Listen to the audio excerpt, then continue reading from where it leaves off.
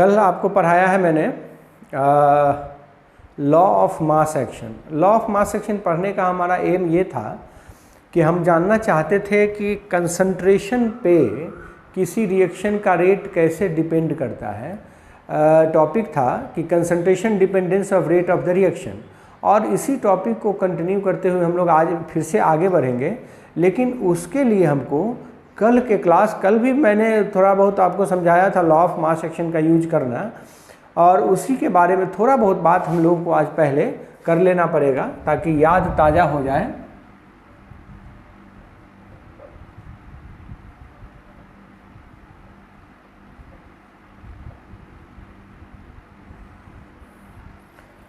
Topic हम लोग पढ़ रहे हैं concentration dependence of rate of reaction. Concentration dependence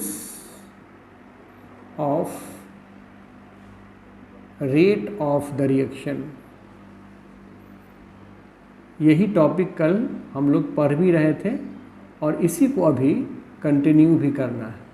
और इसमें बहुत सारी ऐसी बातें करनी है जिसको देखकर कहते हैं कि आंखें खुली की खुली रह जाती है। ऐसी कोई नौबत आएगी आपके पास कि आप देखेंगे कि एक ही तरह के रिएक्शन का अलग अलग रिएक्शन एक जैसा है लेकिन उसका रेट लॉ अलग अलग हो जा रहा है। तो खैर हम लोग इसको अभी देखेंगे। कल मैंने ये समझाया था कि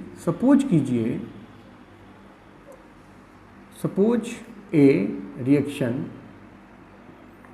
अगर हम एक रिएक्शन की बात कर रहे थे जिसमें रिएक्टेंट से प्रोडक्ट बन रहा था, रिएक्टेंट से प्रोडक्ट पी बन रहा था, तो इसमें मैंने ये समझाया था, आपको लिख दिया था, अब उसको उतना डिटेल में नहीं लिखूंगा। लिख दिया था कि शुरू में जब रिएक्टेंट का कंसंट्रेशन पूरा रहता है, बहुत ज़्यादा रहता है, उस समय रिएक्शन का रेट बहुत फास्ट होता है, जो कि ग्राफिकल मेथड से आपको दिखा चुके हैं।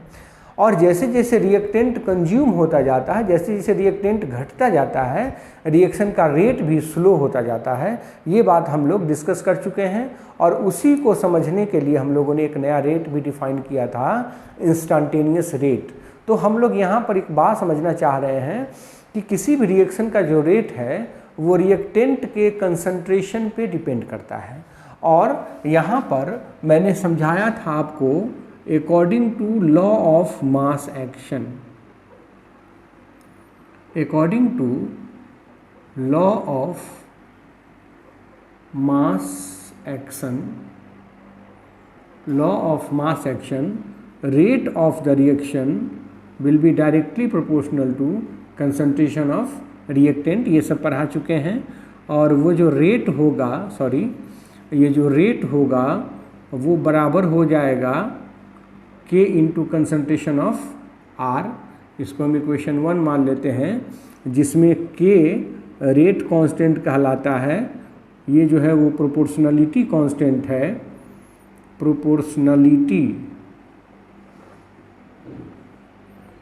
Proportionality constant known as rate constant. इसको हम लोग रेट कांस्टेंट की संज्ञा दिए थे, ये रेट कांस्टेंट कहलाता है। और रेट कांस्टेंट को ही स्पेसिफिक रेट ऑफ रिएक्शन भी कहते हैं, स्पेसिफिक रेट ऑफ रिएक्शन कहते हैं, जो कि पिछले लेक्चर में आपको समझा चुका हूँ। और अगर आपको अभी कुछ डाउट हो रहा है तो एक बार पिछला लेक्चर आप देख लीजिएगा, वहाँ ये मैंने समझा दिया था कि ये रेट ऑफ रिएक्शन होता है जब रिएक्टेंट का कंसंट्रेशन 1 मोल पर लीटर हो। तो एक स्पेसिफिक कंडीशन में ये रिएक्शन का रेट है, इसलिए हम लोग इसको स्पेसिफिक रेट ऑफ रिएक्शन भी कह देते हैं। ये समझा दिया था। और इसमें एक बात ये कहा था कि अगर if more than one reactants are there, अगर एक से ज़्यादा रिएक्टेंट हुआ, नहीं जैसे कि A प्लस B ये मिल के दे रहा है प्रोडक्ट, तो इसके लिए according to according to law of mass action, rate जो मैंने कहा था कि rate of the reaction is directly proportional to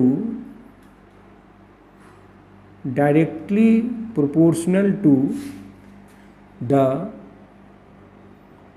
product of concentration of the reactants। यही मैंने कल कहा था लास्ट टाइम जब क्लास ऑफ कर रहे थे, तो ये कहा था कि इस केस में जो रिएक्शन का रेट होगा वो प्रोडक्ट के कंसंट्रेशन के प्रोडक्ट के डायरेक्टली प्रोपोर्शनल होगा, सॉरी रिएक्टेंट के कंसंट्रेशन के प्रोडक्ट के डायरेक्टली प्रोपोर्शनल होगा। तो इसको हम अगर मैथमेटिकली लिखना चाहते हैं, अगर हम इसको मैथमेटिकली लिखना चाहें तो रेट जो होगा, रेट वो डायरेक्टली प्रोपोर्शनल हो जाएगा concentration of A into concentration of B. इसको हम इक्वेशन 2 मानेंगे, या इसको आप ऐसे भी लिख सकते हैं कि rate is equal to K into concentration of A into concentration of B. इसको इक्वेशन 3 मानिए, जिसमें फिर से के जो है वेयर के इज रेट कांस्टेंट। चलिए, तो ये प्रोपोर्शनलिटी कांस्टेंट है और इसी को हम लोग रेट कांस्टेंट की संज्ञा देते हैं, ये हम समझ गए हैं। यहाँ तक हम लोग बात कर चुके हैं। अब कहता है कि अगर रिएक्टेंट का जो कोफिशिएंट है वो अदर देन 1 हुआ, एक को छोड़कर अगर कोई दूसरा नंबर है उसका कोफिशिएंट, तब क्या होगा? इफ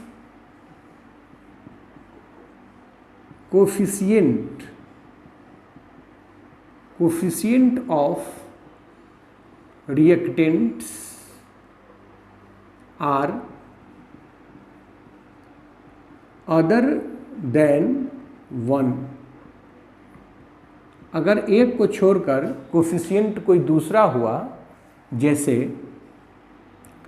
ए प्लस बी, ये दे रहा है C plus D and D, तो इसके लिए कहता है according to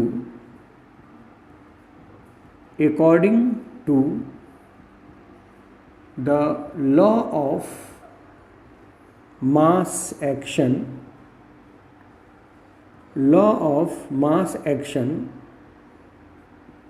rate of the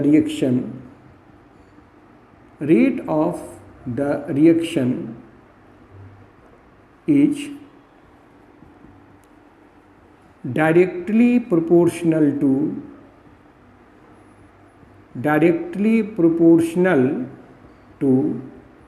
the product of concentration of reactants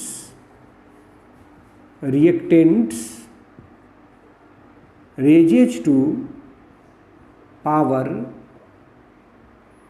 equal to their stoichiometric coefficient. ध्यान देना, हम इसको एक आपका कंसेप्ट क्लियर करने के लिए स्टेप बाय स्टेप हम बता रहे हैं। स्टैचियोमेट्रिक कोफिशिएंट यही कहता है इसका स्टेटमेंट कि अगर जो स्टैचियोमेट्रिक कोफिशिएंट है वो 1 न हो, 1 के अलावे कोई दूसरा डिजिट हो, दूसरा नंबर हो, तब उस केस में लॉ ऑफ मास एक्शन कहता है कि rate of the reaction is directly proportional to the product of concentration of reactants raises to power equal to their stoichiometric coefficient. तो इसके लिए हम अगर लिखना चाहते हैं फॉर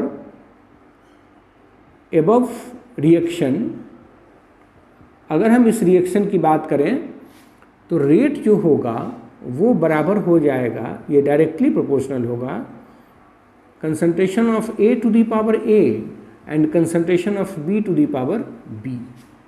यही कह रहा है ये लॉ, इसका स्टेटमेंट यही कह रहा है। या अगर हम प्रोपोर्शनलिटी के साइन को हटा देंगे तो रेट इक्वल टू हो जाएगा के A to the power A into B to the power B, यही हो जाएगा rate.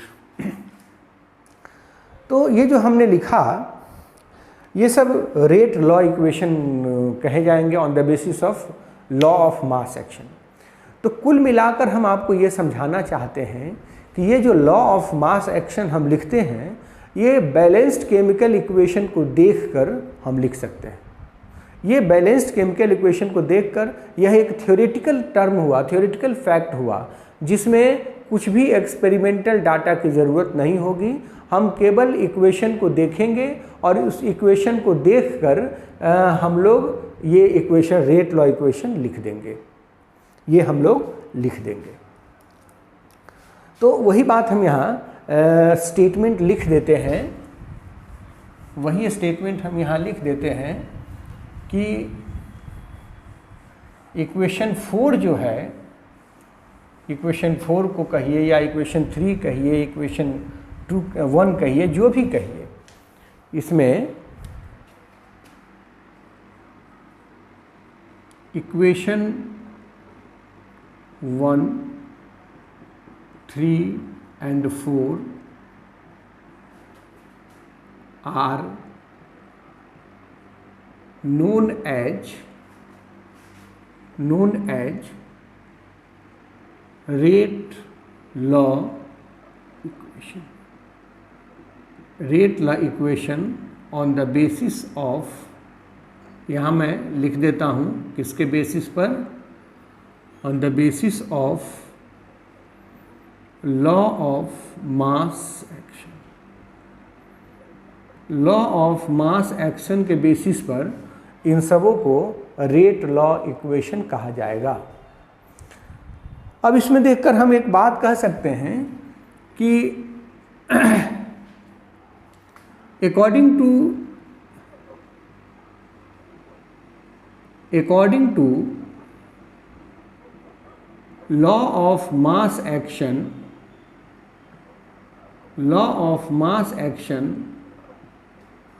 we can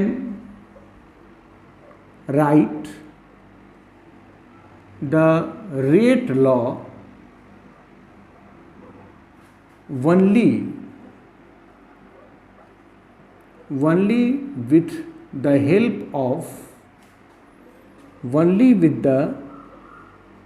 help of balanced chemical equation। ध्यान दीजिएगा, बैलेंस्ड केमिकल इक्वेशन के बेसिस पर हम इसको आसानी से लिख सकते हैं। इसके लिए हमको किसी एक्सपेरिमेंटल डाटा की ज़रूरत नहीं पड़ेगी। हम यहाँ ये बात भी लिख देते हैं, नो एक्सपेरिमेंटल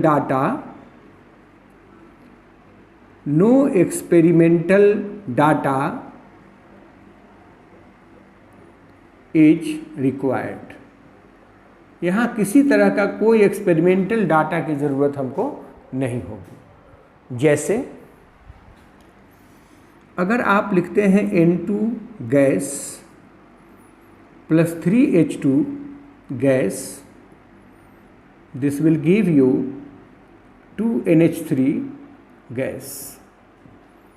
तो इसके लिए अगर आप रेट लिखोगे, इसको एकदम ध्यान रखना है, तो K into concentration of N2 into concentration of H2 to the power 3 लिखा जाएगा। इसमें कोई डाउट नहीं। ये हुआ लॉ ऑफ मास एक्शन के बेसिस पर रेट लॉ इक्वेशन। ठीक वैसे ही N2O5 2N2O5 plus E gives 4NO2 plus O2। ठीक है, इसके लिए अगर रेट लिखा जाएगा किसके आधार पर, लॉ ऑफ मास एक्शन के बेसिस पर, तो concentration of N2O5 to the power 2। ये टोटल का टोटल थ्योरेटिकल टर्म है, इसमें कहीं से कोई एक्सपेरिमेंटल फैक्ट नहीं काम करता है, एक्सपेरिमेंटल डाटा की ज़रूरत नहीं है। 5Br minus plus BrO3 minus plus 6H plus, ये देता है 3Br2 plus 3H2। Law of mass action के बेसिस पर अगर इसका हम रेट लिखेंगे तो होगा K into concentration of Br minus to the power 5, concentration of BrO3 minus concentration of H plus to the power 6। यही होगा इसका rate law on the basis of law of mass action. तो ये हमने कहा कि लॉ ऑफ मास एक्शन के basis पर ये लिखे, लेकिन यह डाटा जो है वो एक्सपेरिमेंटल डाटा से मैच नहीं करता है। एक्सपेरिमेंटल डाटा के बेसिस पर जो हम लोग लिखेंगे वो रेट लॉ कुछ दूसरा होगा, तो उसी की बात हम लोगों को करनी है।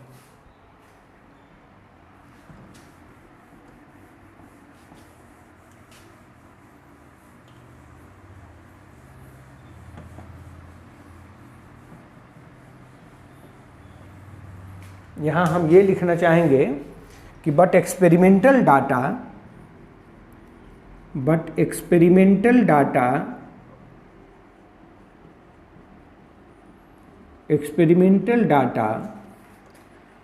Do not match with these equations। Experimental data इससे मैच नहीं करता है। तो यह टोटल का टोटल हमारा दिमागी उपज हुआ, हमारा थ्योरेटिकल कंसेप्ट हुआ, जो इक्वेशन को देखकर हमने लिख डाला। तो कहता है कि experimental rate law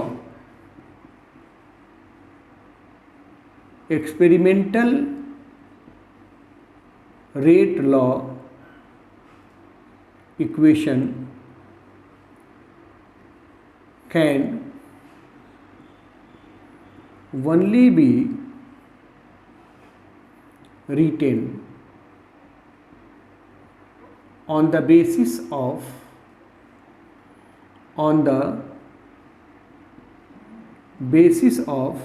the experimental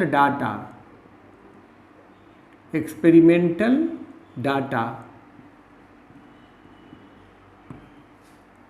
इसके लिए हमको एकदम एक्सपेरिमेंटल डाटा की ज़रूरत पड़ेगी, अभी आपको दिखाते भी हैं।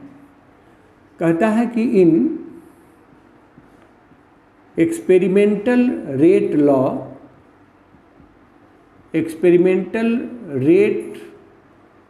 लॉ इक्वेशन, जो एक्चुअल रेट लॉ इक्वेशन कहलाता है, the exponent at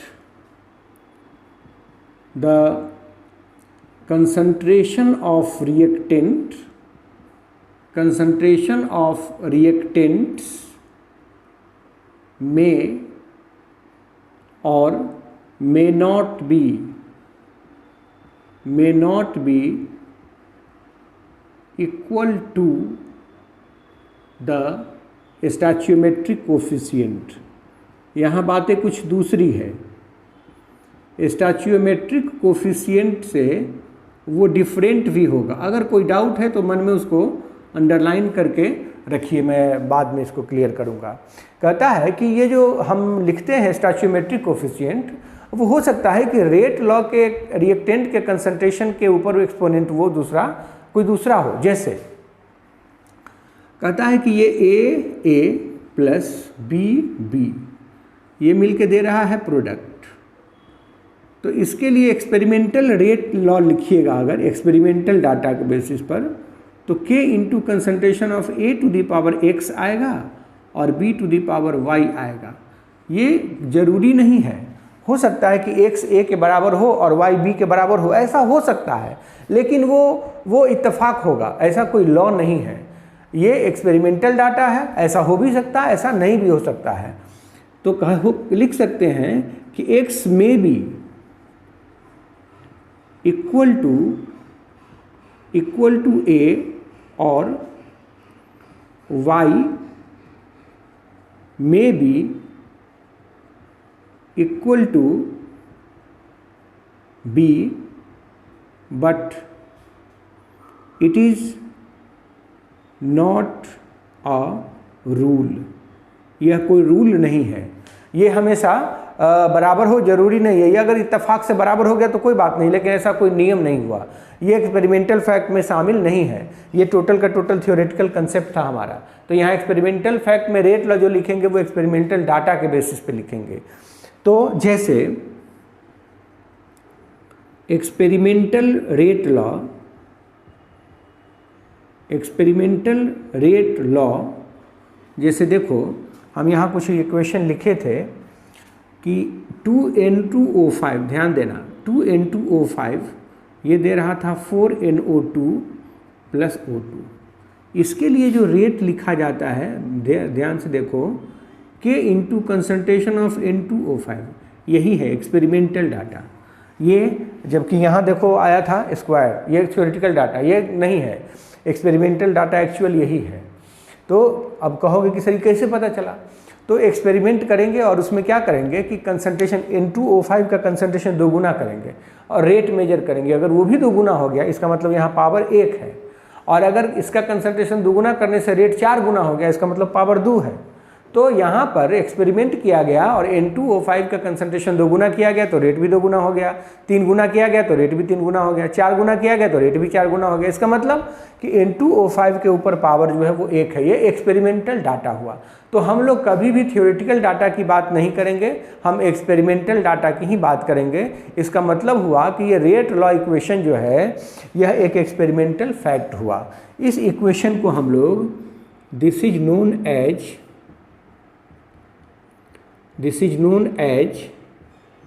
differential rate equation,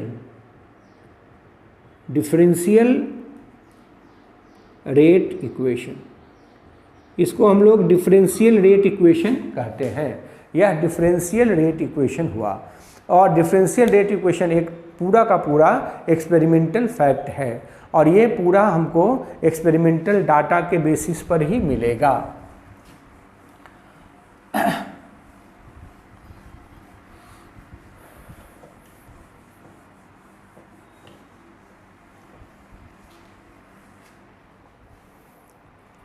तो कहते हैं कि since differential rate law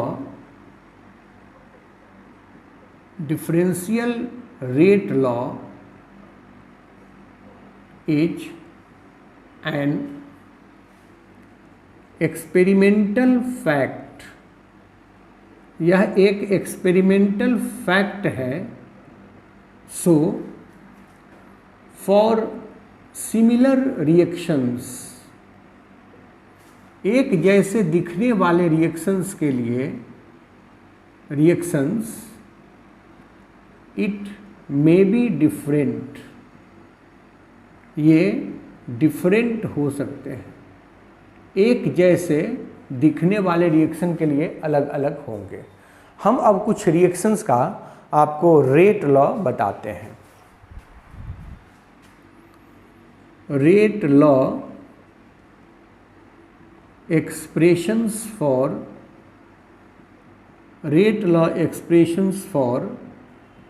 some reactions। अब आप लोग लिखिए नहीं, अगर लिख रहे हैं तो लिखिए मत, केवल देखिए, बाद में लिख लीजिएगा। एक इक्वेशन है, सपोज पहला equation H2 gas plus Cl2 gas, ये दे रहा है 2HCl गैस। इसके लिए एक्सपेरिमेंटल डाटा के बेसिस पर रेट लिखा गया K into concentration of H2 to the power 0 into concentration of Cl2 to the power 0। ठीक उसी तरीके का एक रिएक्शन है H2 gas plus I2 gas, देखो एकदम वैसा ही रिएक्शन है, 2HI गैस। एक्सपेरिमेंटल डाटा के बेसिस पर इसका रेट लिखा गया K into concentration of H2 into concentration of I2। देखो ये तो सिंपल हो, ये बड़ा आराम से लिख दिया हमने। ठीक इसी तरीके का एक रिएक्शन है H2 gas plus Br2 gas, ये दे रहा है 2HBr। एक्सपेरिमेंटल डाटा के बेसिस पर इसका रेट है Ka into concentration of H2 into concentration of Br2 to the power half by 1 plus Kb concentration of HBr by concentration of Br2। अगर if we ignore HBr, अगर HBr को ignore कर देते हैं तब इसका रेट हो जाता है Ka into concentration of H2 into concentration of Br2 to the power 1/2। ध्यान दीजिएगा, एक ही जैसा दिखने वाला तीन रिएक्शन और तीनों का रेट लॉ एक्सप्रेशन अलग अलग है, और इसका मतलब ये हुआ कि यह रेट लॉ एक्सप्रेशन आपको याद रखना पड़ेगा, क्योंकि यह थ्योरेटिकल कंसेप्ट नहीं है। मैं आपको ऐसा कोई ट्रिक नहीं दे सकता हूँ। ऐसा है एक्सप्रेशन, मैथमेटिकल ऑपरेशन है जिससे हम निकाल सकते हैं इन सारे रेट्स को कब? जब हमारे पास एक्सपेरिमेंटल डाटा होगा तब। लेकिन उसकी ज़रूरत नहीं है। ये जो एक्सपेरिमेंटल हम लिख रहे हैं रेट लॉ, ये आपको याद करना होगा।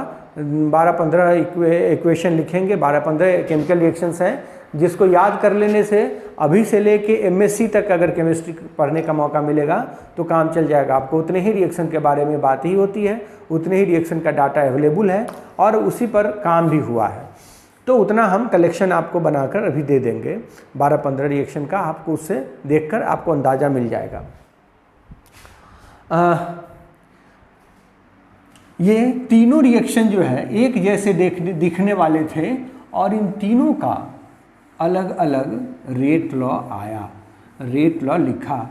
यह समझ लीजिए कि रेट लॉ कभी भी हम किसी इक्वेशन को देखकर अंदाज़ा नहीं लगा सकते हैं। उसके लिए हमारे पास एक्सपेरिमेंटल डाटा होना चाहिए, और नहीं तो दूसरा ऑप्शन है कि हम उस रेट लॉ एक्सप्रेशन को याद कर लेंगे, नहीं तो हमारा काम नहीं चलेगा। तो चौथा रिएक्शन देखिए, इससे पहले हम लिखे थे N2 gas plus 3H2 gas, ये दे रहा है 2NH3 gas.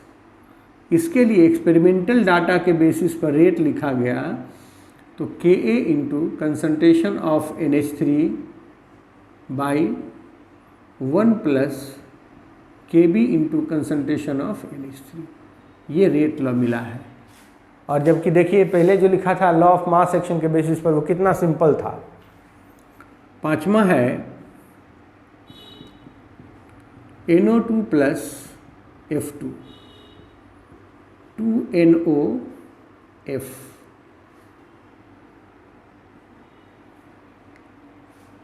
NO2 plus F2 2NO2F 2NO2F, ये है।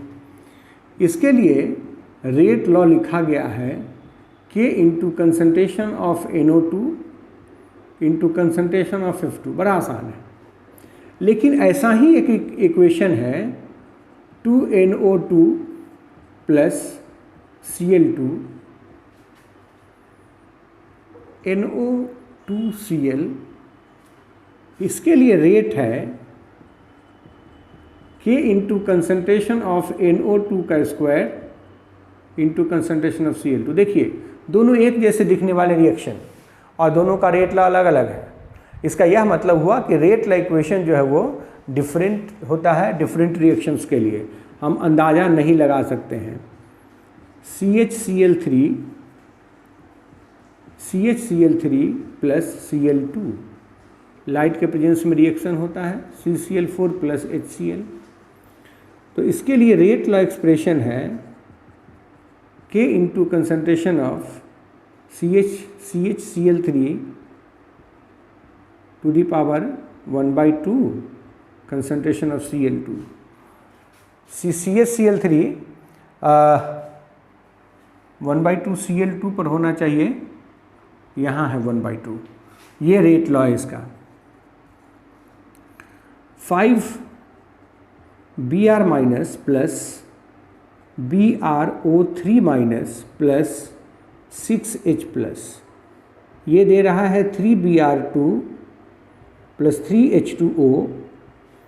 इसके लिए एक्सपेरिमेंटल डाटा के बेसिस पर रेट लिखते हैं K into concentration of Br minus, concentration of BrO3 minus into concentration of H plus to the power 2।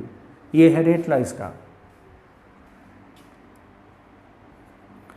तो इस सारे रिएक्शंस को देखकर आपको अंदाज़ा ये लगाना है कि हम अलग अलग रिएक्शन अगर करते हैं तो इसका रेट लॉ एक्सप्रेशन भी अलग अलग आएगा। NH4 NO2 इसका थर्मल डिकम्पोजिशन करेंगे तो ये बनाएगा N2 plus H2O, N2 plus 2H2O। इसके लिए एक्सपेरिमेंटल डाटा के बेसिस पर रेट है कंसंट्रेशन ऑफ NH4 NO2। ये फर्स्ट ऑर्डर रिएक्शन, ऑर्डर बाद में करेंगे बात। ये एक इक्वेशन है।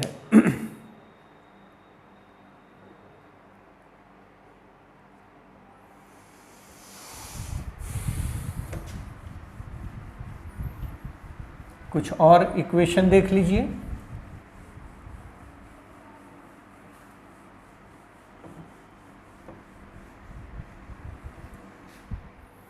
थायोनाइल क्लोराइड का डिकम्पोजिशन या पहले H2O2 का डिकम्पोजिशन, H2O2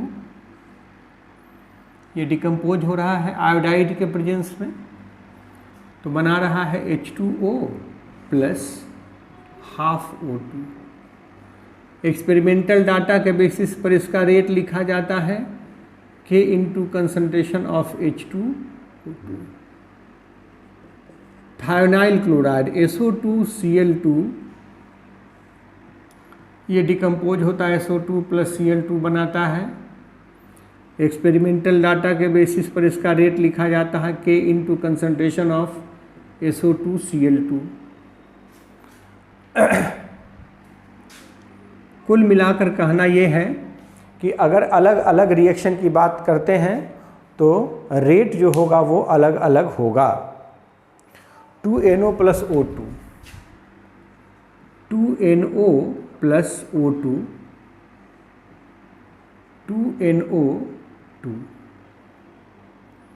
इसके लिए एक्सपेरिमेंटल डाटा के बेसिस पर रेट है K into concentration of NO to the power 2 into O2।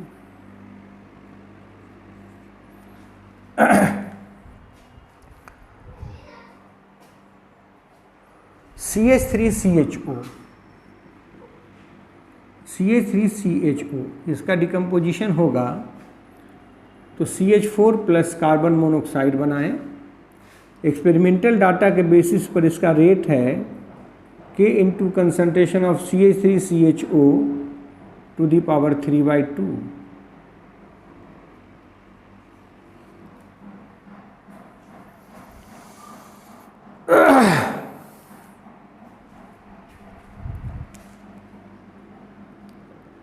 NO plus O3 ये बनाता है NO2 प्लस O2।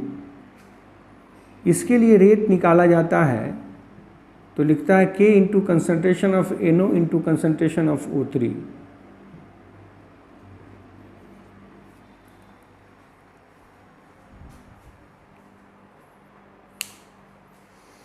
कुछ और देख लीजिए। CH3COO C2H5 इथाइल एसीटेट, इसका अगर हाइड्रोलिसिस किया जाएगा तो ये बनाता है CH3COOH प्लस C2H5OH। और इसके लिए रेट लॉ लिखा गया तो K into concentration of CH3COO C2H5।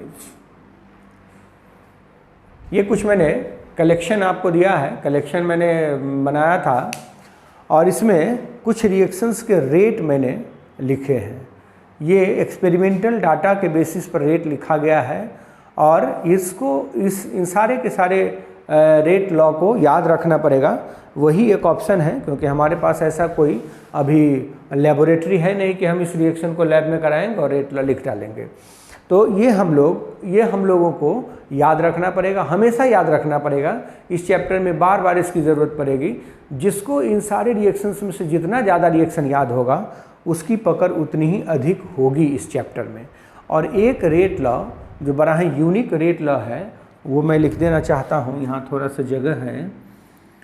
Ozone का टूटना O3 2O3 ये 3O2 देता है, और इसके लिए रेट लॉ लिखा गया K into concentration of O3 into concentration of O⁻⁻1।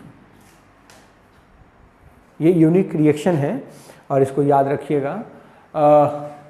तो कुल मिलाकर हम ये आपको समझाना चाहते हैं कि ये जो हम लोग रेट लॉ एक्सप्रेशन लिखते हैं यह पूरा का पूरा एक्सपेरिमेंटल फैक्ट है। हम लोग रिएक्शन को देखकर कभी भी रेट लॉ नहीं लिख सकते हैं।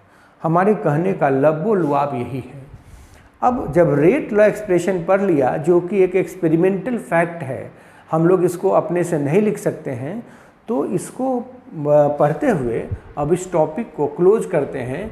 नेक्स्ट टॉपिक में चलते हैं, order of reaction.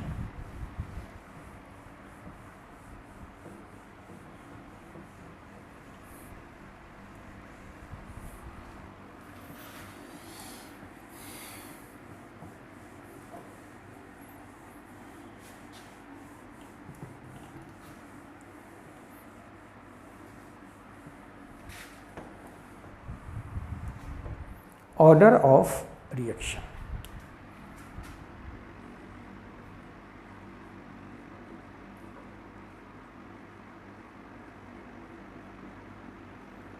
Order of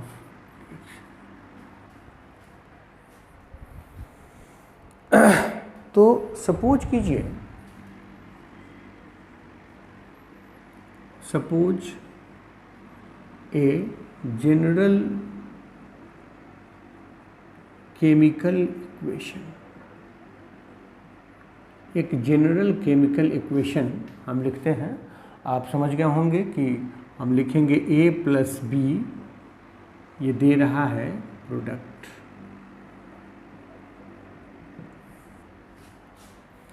इसके लिए रेट लॉ एक्सप्रेशन जो कि एक एक्सपेरिमेंटल फैक्ट है, वो अगर लिखोगे तो rate is equal to K into concentration of A⁻x होगा इंटू कंसनट्रेशन ऑफ B⁻y होगा, जिसमें x और y जो है वह एक्सपेरिमेंटल फैक्ट हुआ। Where this x and y are the experimentally determined।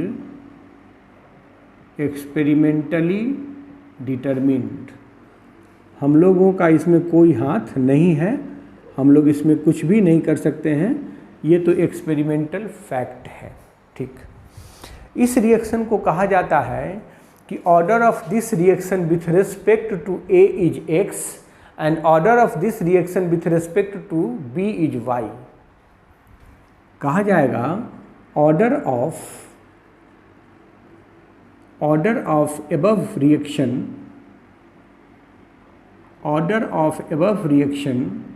with respect to A, reactant A is x, and order of above reaction with respect to reactant B is y, and overall order of reaction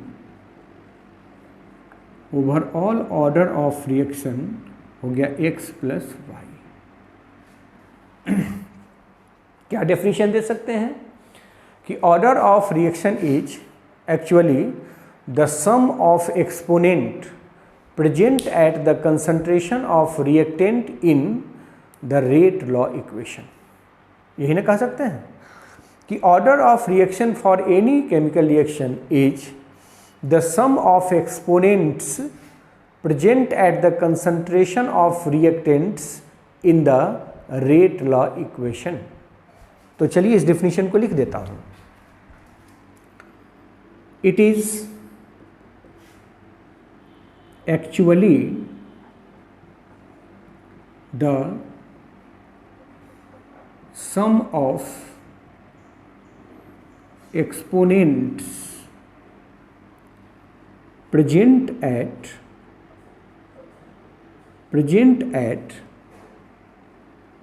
the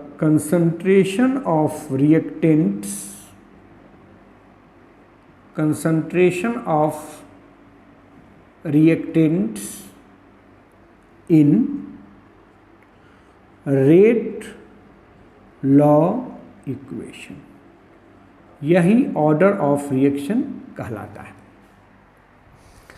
तो जिसके आधार पर हम इसको define कर रहे हैं order of reaction को, वही एक्सपेरिमेंटल फैक्ट है। तो इसका यह मतलब हुआ कि ऑर्डर ऑफ रिएक्शन भी एक एक्सपेरिमेंटल फैक्ट हुआ। अगर हम ऑर्डर ऑफ रिएक्शन को रेट लॉ पे बेस्ड मान रहे हैं तो इसका मतलब हुआ कि ऑर्डर ऑफ रिएक्शन भी रेट लॉ की तरह एक्सपेरिमेंटल फैक्ट हुआ। तो हम ये कह सकते हैं कि similar to rate law expression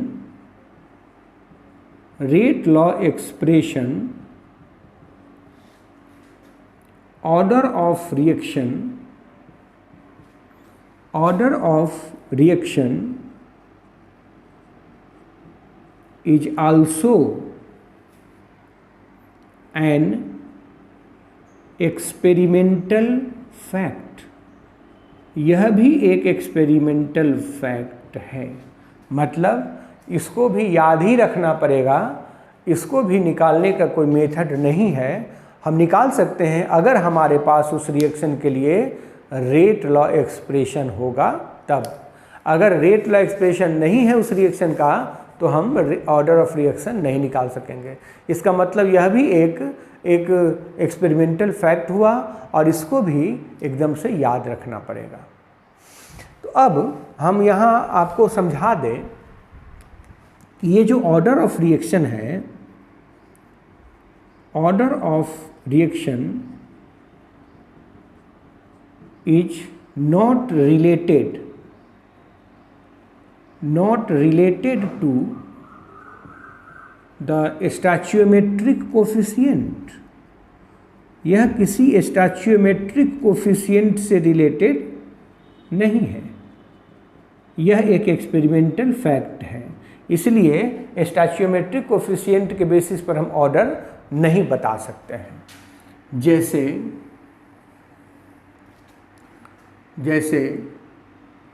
2N2O5 ये दे रहा था 4NO2 प्लस O2। इसके लिए हम लोग रेट लॉ लिखे थे, rate is equal to K into concentration of N2O5। तो देखिए यहाँ पर कोफिशिएंट 2 है लेकिन यहाँ पावर 1 है, तो कहेंगे it is a first order reaction. यह एक फर्स्ट ऑर्डर रिएक्शन हुआ, यह फर्स्ट ऑर्डर रिएक्शन।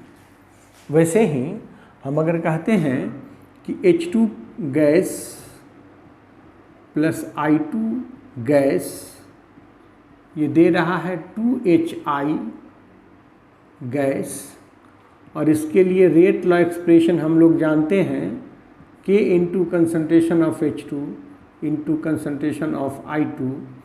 तो इसका ऑर्डर हुआ it is second order reaction.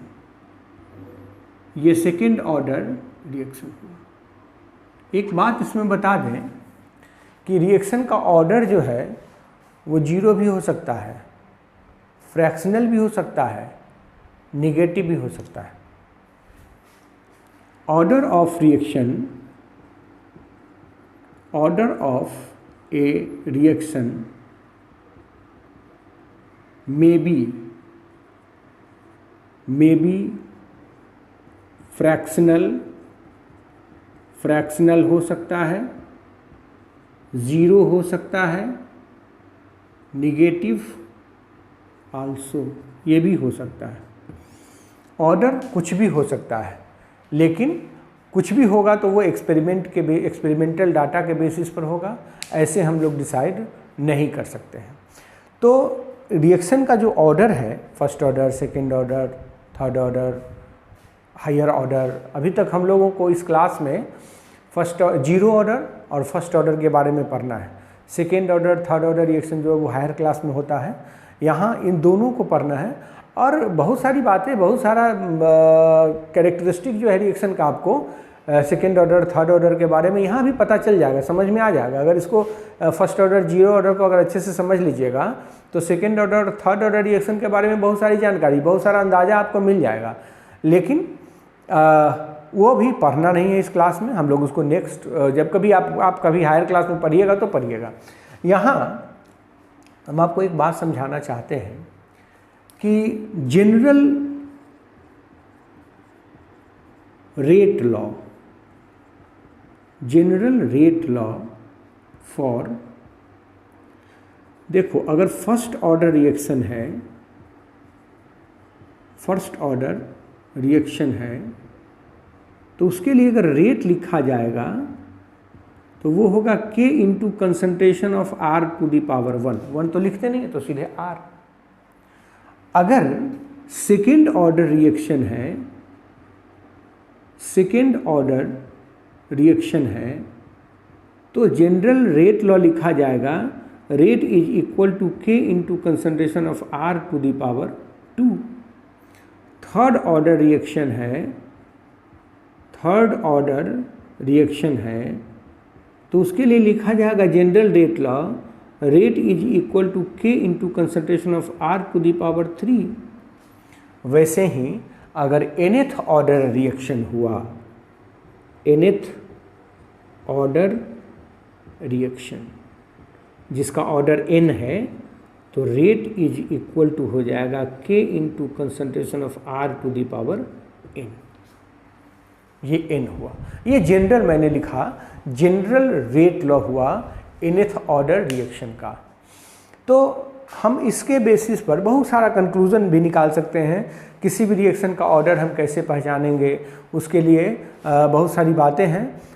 Graphical method है, फिर K का यूनिट देखकर पहचान पाते हैं। फिर अगर डाटा है हमारे पास दिया हुआ एक्सपेरिमेंटल, जो कि NCERT के एक्सरसाइज में बहुत सारा डाटा दिया है, बहुत सारा न्यूमेरिकल है उस पर, तो उस डाटा के बेसिस पर हम आसानी से निकाल पाएंगे। तो हम लोग इसको आगे से, मतलब इस टॉपिक को हम लोग आगे बढ़ाएंगे नेक्स्ट क्लास में।